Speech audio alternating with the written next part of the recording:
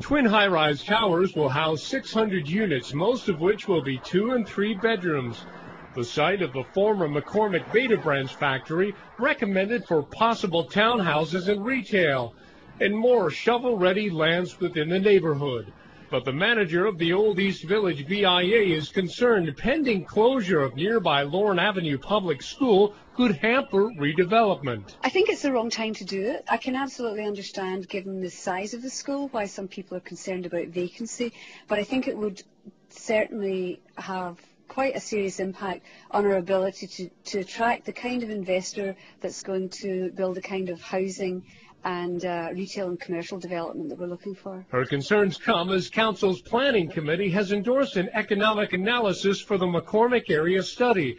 It's a plan to breathe new life into an area that's lost most of its heavy industry. If you put another 200 or 300, 400 houses in there, and they're all houses that would be conducive to children, now you've got a problem because you've got kids that are there and there's nowhere for them to go. Lorne Avenue is the only non-specialized public elementary school left in the core area. According to the latest accommodation report, the school has about 250 pupils. That means it's operating at just 27% capacity. Its future rests with an accommodation review committee. With the kind of development that we're having there, they may want to have second thoughts about whether they close that or not.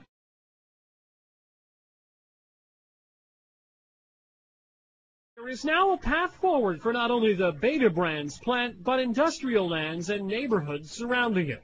A consultant's report designed to engage dialogue recommends the city offer incentives to encourage development. It also offers options for that development, with its key recommendation calling for a mix of townhomes, apartments, and some light industrial use. That's the hope of area councillor Stephen Orser.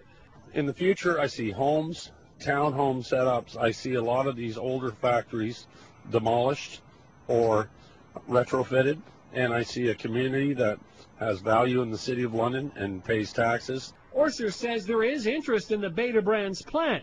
A tax sale could come this year. I can say I've had interest from Toronto, I've had interest from St. Thomas, and interest from inside of London.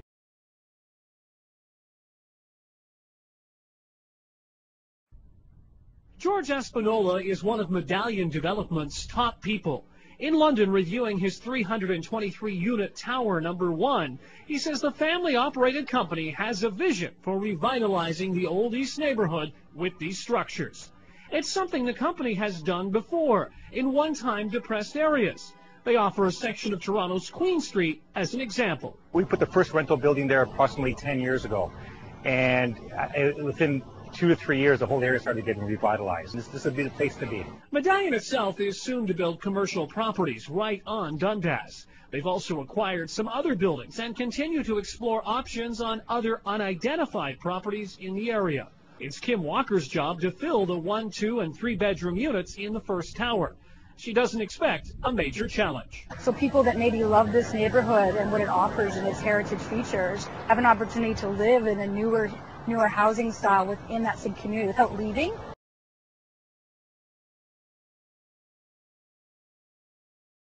It used to be home to a little over 500 elementary students, but now Manor and Highland Park Public School has sat empty with a for sale sign out front for the past 2 years. It's really an eyesore too, like it kind of wrecks the feel of the neighborhood because you have a nice park right here.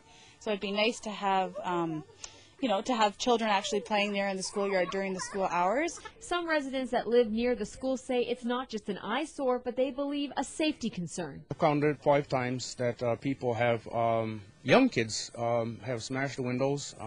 They've taken off. There's been quite a few cops come flying in.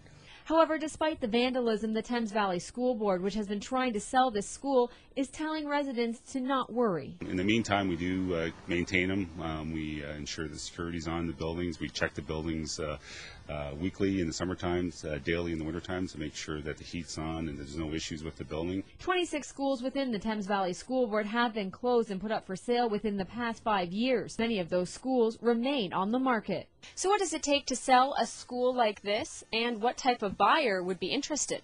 It takes time, a considerable amount of time with such a unique property, and it takes a developer who's willing to kind of go through the heartache and the long process to get the job done. Real estate agent Jeremy Oldland also points to the zoning of the property becoming a potential deal breaker for some buyers. I'm really hoping that it goes back to what it should have been, a school. Celine Moreau, CTV News.